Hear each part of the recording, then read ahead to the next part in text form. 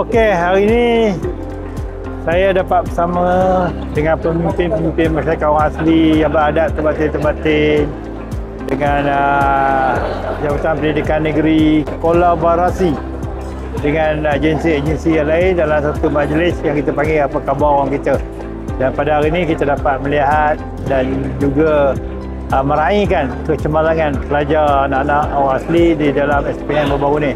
Ada yang mendapat 7A, ada yang mendapat 6A, dan kita bagi sedikit penghargaan. Dan dalam masa yang sama kita jumpa dengan batin-batin untuk kita mendengar kiranya apa-apa permasalahan yang perlu mereka bangkitkan. Dan ini adalah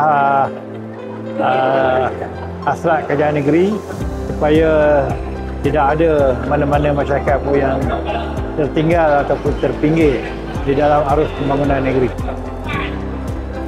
Tadi saya meluluskan pertukaran sebanyak RM500,000 untuk repair rumah, tutup batin dan lain-lain. Dan saya serahkan tanggungjawab ini kepada Orako, Orang Asli Corporation. Kerana saya mendapat rumusan ada di kalangan mereka yang rumahnya agak uzur. Dan kita ada kedudukan kewangan, kita luluskan satu motor pada hari ini.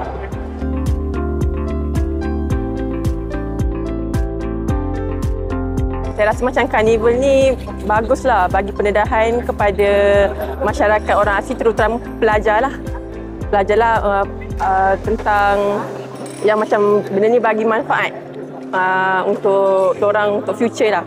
Saya nampak program ni adalah bermanfaat daripada golongan pelajar hinggalah ke golongan ketua masyarakat, terutamanya tutup batin, pengurusi PKK dan juga pelajar-pelajar masyarakat orang asli di negeri Pahang.